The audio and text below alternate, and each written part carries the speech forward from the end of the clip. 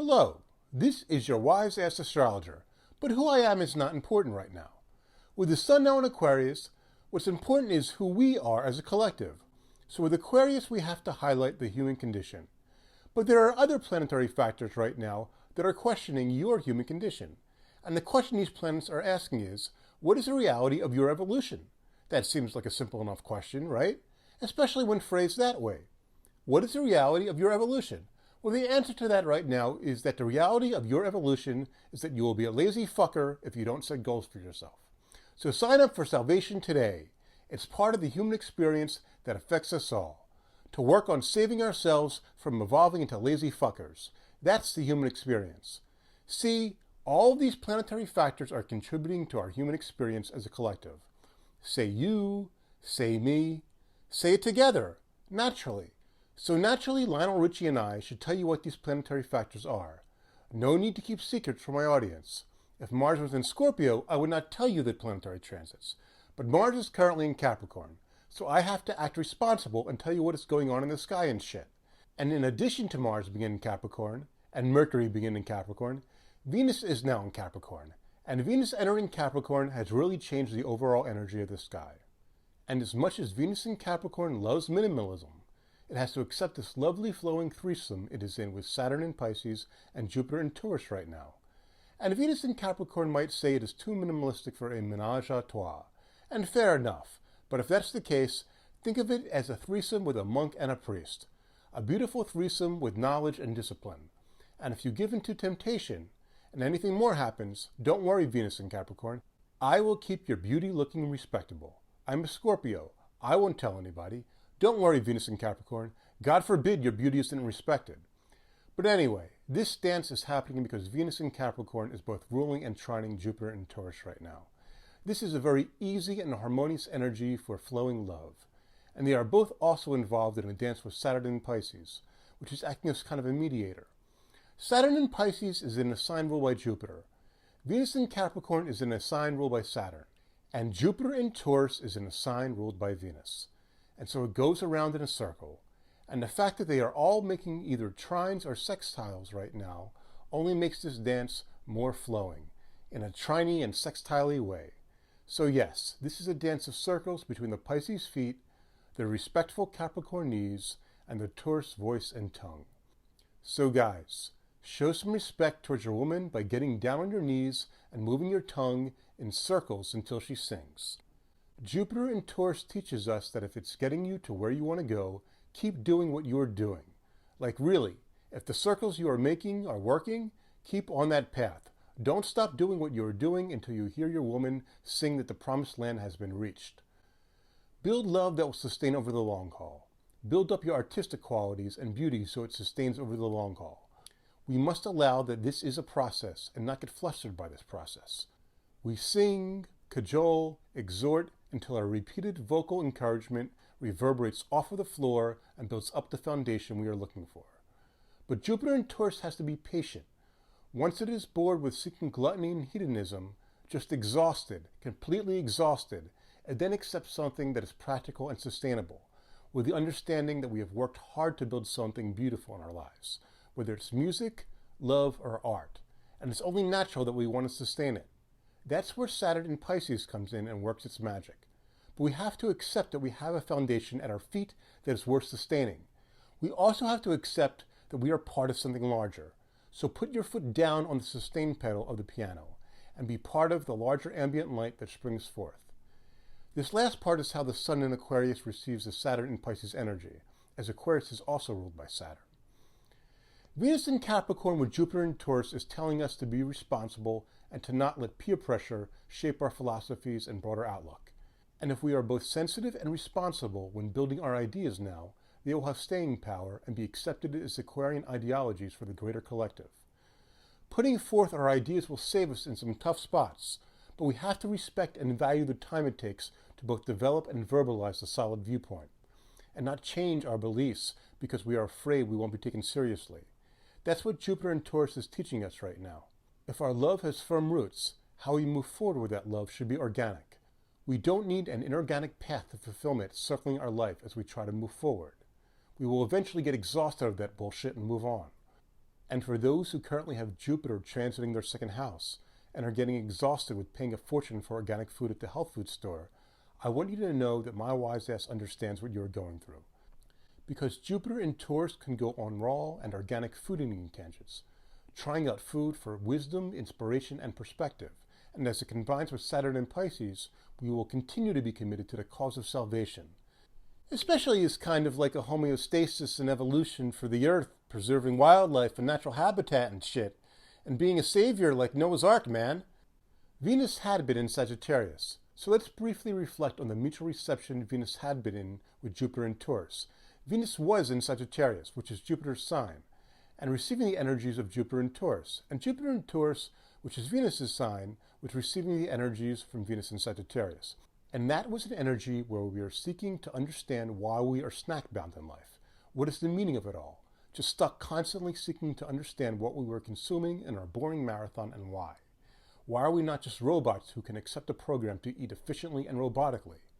But now with the current transits, if you always wanted to be programmed to eat and drink like an efficient robot, you can. If you want to accept the program or allow yourself to be programmed to consistently eat and drink the same thing so you will be more efficient and functional, then these current transits are good for you. Especially the aspect of Jupiter in Taurus making a 90-degree square to the Sun in Aquarius. Squares don't have to be bad. They are just an alternate route to take you where you want to go. A route that doesn't always look like the easiest route on paper. Stay encouraged with whatever program you've committed yourself to. Strict dietary guidelines to allow us to be functional without being overwhelmed can be a positive thing, even if other people think that we have allowed ourselves to be programmed to be a robot. Jupiter in Taurus knows it is about preserving what we value, what you value, on your journey. It's certainly not about peer pressure. Yes, Saturn is in Pisces, and Pisces is about being sensitive and accepting. But this is about being sensitive and accepting to what you need to be functional so you could persevere, not about absorbing and succumbing to the weight of peer pressure. If you succumb to peer pressure, you might find yourself stuck in that cycle. So be sensitive, but not so sensitive and so self-important where you are seeking to be triggered in order to validate your experiences. You have to fully validate your experiences to yourself first in order to accept that you can be taken seriously. If you fully validate your experiences to yourself beforehand, you can carry yourself with a steady, even poise, and people will be more accepting of the gravity that your ideas carry, and you won't have to martyr yourself to earn respect, to earn love. So yield when necessary, but don't cave into peer pressure. Take the time to value the path you've been on, and whatever you do, don't beat yourself up over how long your path has taken. It is not worth getting depressed over. It's important to appreciate the knowledge you have steadily accumulated on your journey, because the time you have taken on your journey has given you a more valuable perspective. So I'm going to use Jupiter in Taurus as it is truly meant to be used. I'm going to lecture you that you are free to sit on your wise ass until you are truly inspired. That's what I've been doing, sitting here on my wise ass and pondering the value of doing another video. So I'm not going to make your ass do anything. Sure, Jupiter can be opinionated, but in Taurus it has to be consistent. I ain't no fucking hypocrite.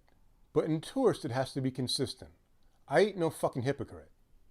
Anyway, back to the 90-degree square of Jupiter in Taurus to the Sun in Aquarius. How do we work through this? Because life is more than just oral sex all the time. We do have to be socially and environmentally responsible to the world we are living in. So as transiting Jupiter squares the Sun in early Aquarius, we have to ask what part of our ecosystem is worth being saved. We want to save things that are peaceful, natural, and efficient. And we also have the 120-degree trine aspect of Venus in Capricorn to Jupiter in Taurus. And this aspect can ponder love and gluttony and ruminate on that. You know what I ponder when it comes to love and gluttony, since you asked? I ponder if the Ponderosa Steakhouse chain is going to make it. There used to be hundreds of Ponderosa Steakhouses back in the 1980s, and now there are only 22. They are almost extinct. Now pandas, on the other hand, used to be endangered, but now they are not. These are things we ponder. Pandas are worth being saved. But why aren't Ponderosa Steakhouses worth being saved?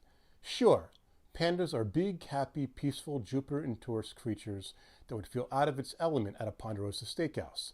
And pandas really are the poster child for Jupiter in Taurus, as they have evolved to be big, peace-loving vegetarians. And all they want to do is eat bamboo, over and over again. All they want to do is eat bamboo. It's such a Jupiter and Taurus thing. But yes, as far as Saturn and Pisces goes, people have made a great effort to save the pandas. Everyone respects and loves the pandas, especially for their minimalism. Hello, Venus in Capricorn. I see you, baby. But not so much love and respect for the Ponderosa Steakhouse and Buffet. But if that's your thing, stay committed to your cause. And maybe you will be the last remaining panda to eat at the Ponderosa Steakhouse. Don't worry about what's trendy. Don't worry about what your peers are doing and what is cool. If you want to save the Ponderosa Steakhouses, if you think that they are worth saving, persevere in peace. That's the wisdom of Jupiter and Taurus. Value your perspective and journey, no matter what anyone else thinks of it, and no matter how anyone else tries to categorize it. As long as you understand, you will be impervious to the opinions of others. So here is a personal example. I'll come clean. Okay, I've never smoked marijuana. I've never smoked or used tobacco. I've never even been drunk. Does this make me more respectable? No. Does it make me uptight? No. Does it make me not part of the collective because I am not engaging in a commonly shared social experience? No. Because Saturn in Pisces and the Sun in Aquarius right now shows us that we all have to absorb obstacles in life, and that is what makes us part of the collective. And we still have to be confident enough to function in society, even when we don't have easy access to an external escape. Just fully absorbing the weight of your own reality makes you spiritually evolve enough to find some commonality with the rest of society. I don't value my spiritual experiences to be any less than anyone else's, no matter what the context of my spiritual experiences are, because I know the challenges I have gone through and the efforts I have made. I'm at peace with not engaging in things that I don't believe are part of my journey, because I know that there are other things that are part of my journey. All right, wise ass, you say, is this some deep straight-edge philosophy bullshit you are trying to force upon us? No, because Jupiter is in Taurus right now, and Jupiter in Taurus isn't that deep or coercive with ideas. It's content in knowing. And when combined with Saturn in Pisces, it's knowing your own path and accepting what you need to be functional, allowing yourself to focus on only what will sustain you. Look, having said that, you don't want to be so stubborn in your journey that you think you are more evolved than you are, have experienced everything that there is to experience, and have absorbed everything you need to absorb. But you only want to absorb things that have practical value right now. If there are things you have not tried in life, it doesn't necessarily mean that they are not worth trying. It's just you are moving on your journey at your own pace. And if something is truly and genuinely worth trying for you, you will try it when you are good and ready. If there's real value in exploring something, know and trust that you will eventually explore it in time. Follow your individual path that you trust, and calmly refuse to partake in things that are not part of your journey. Maybe one of these days I will make Instagram part of my journey. Who the fuck knows? Does it speak to me spiritually? Not really, but maybe it will grow in me, if I stop being so stubborn. And people out there with Pisces suns, know this right now. You can only save people that want to be saved, those that value the work and effort that it takes on both of your parts. Jupiter in Taurus will allow you to be a steady rock for people, but you can only save those that accept the challenge, because if not, you then have to ask yourself if it is worth the work that you are putting in. Oh, and before I get into the moon transits, I guess I'll mention that I did a webinar on relationship astrology for Nadia Shah's Synchronicity something or other last month. I think it's called Synchronicity University or something, so you can go to nadiashah.com and find out how to get access to me mumbling under my breath about relationships, and astrology too. I haven't watched it, so I can't tell you if you should watch it. I mean, I knew what I was talking about, so hopefully people could understand what the hell I was saying. The moon enters Libra at 3:04 a.m. Eastern Time Tuesday morning, and Venus in Capricorn will be ruling and squaring it.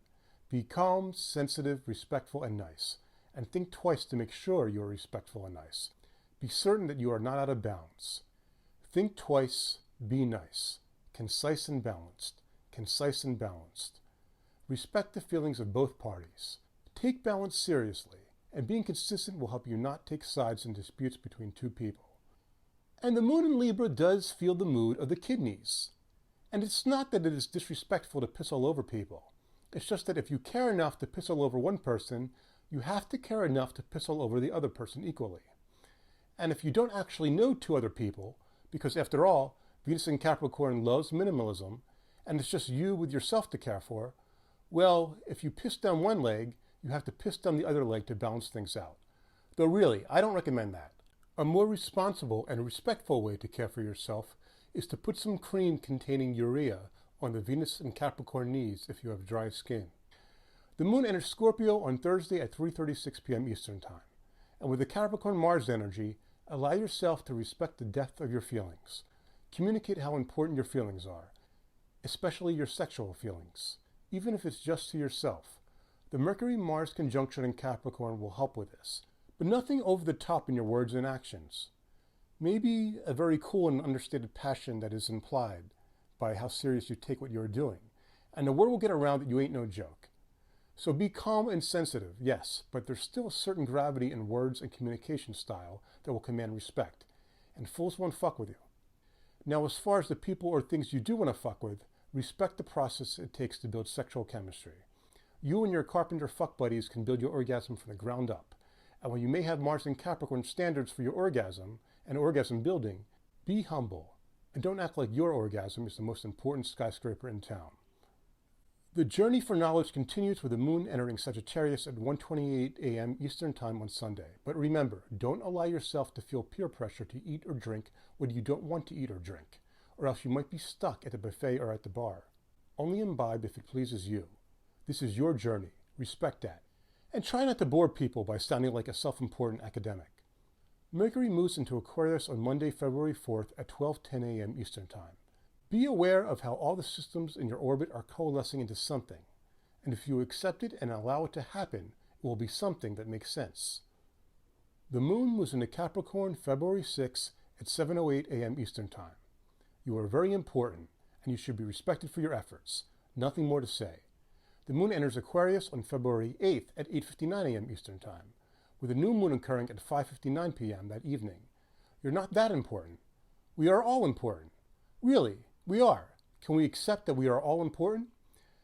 The moon enters Pisces February 10th at 8:42 a.m. Eastern Time and will conjunct Saturn that evening at 8:44 p.m. Eastern Time. Chill out, relax, and accept that we are all important, and we all exist in unity. Okay, and all the Beatles were important too. Even George. He was the Beatle with Mars and Capricorn. And sure, he would stay in the background and quietly grumble about things. But he was also the spiritually humble Beatle, and as Mercury in Aquarius realized we are all part of the greater consciousness. So peace, love, stars, and listen to the Beatles, and listen to my self-important spiritual humility at the piano.